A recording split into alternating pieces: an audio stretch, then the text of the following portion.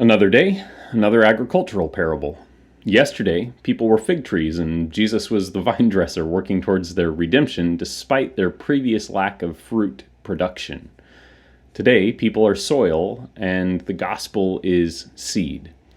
Listen to these words from Matthew chapter 13, starting in verse 3. A sower went out to sow, and as he sowed, some seeds fell along the path, and the birds came and devoured them. Other seeds fell on rocky ground where they did not have much soil, and immediately they sprang up, since they had no depth of soil. But when the sun rose, they were scorched, and since they had no root, they withered away.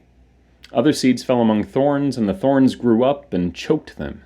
Other seeds fell on good soil and produced grain, some 100-fold, some 60, some 30. He who has ears, let him hear. Jesus, after this, goes on to explain that many people will not understand the parables. They are people with the ability to see, but they don't see. They are people with the ability to hear, but they don't hear. When Jesus closes a phrase with, "He who has ears, let him hear," he's making a statement about the need for people to be willing to use the faculties God has given them to search out the truth.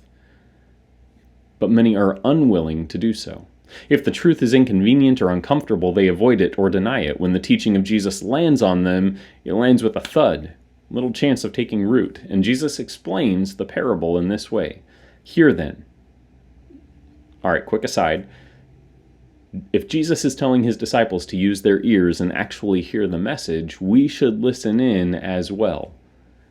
Hear then the parable of the sower. When anyone has heard the word of the kingdom and does not understand it, the evil one comes and snatches away what has been sown in his heart. This is what was sown along the path. As for what was sown on the rocky ground, this is the one who hears the word and immediately receives it with joy, yet has no root in himself, but endures for a while.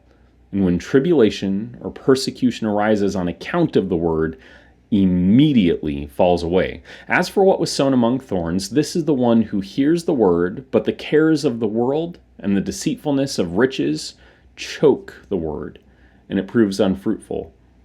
As for what was sown on good soil, this is the one who hears the word and understands it. He indeed bears fruit and yields it, in one case 100-fold, in another 60, and in another 30. Jesus recognizes that there are various conditions a person may be in when they hear the good news of God's kingdom. We might look at the situations and think that each soil has no choice in the kind it happens to be, but that's not the case. We can plainly see that what Jesus is saying is that troubles that individuals might face are things to be guarded against. He encourages his listeners to be a specific kind of soil, be the hearing soil. He says it both at the end of the parable and the beginning of the explanation of the parable, and in between the two. Choose to hear. Choose to seek out and contemplate the meanings of the words of Jesus. If you think that you may be in a position to have the truth snatched away from you, move away from the path, the busyness of life. Spend time in quiet contemplation of the seed that's been planted. If you know that there is a likelihood of the good news of the kingdom not taking deep root in your heart because of the trials that life presents, maybe it's time to focus your efforts on building up rich soil fortified in the assurances of the gospel before trouble comes. If you're surrounded by thorns, people who dry up your soil and hoard the good in life away from you, it might be time for a transplant, or better yet, some weeding to be done.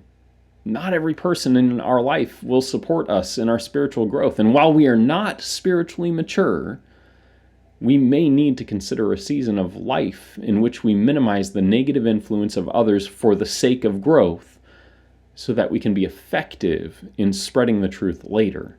What Jesus is ultimately calling for us to do is to prepare our hearts to be good soil, not to excuse our lack of growth due to all the other issues that he's discussed. His plea is for us to hear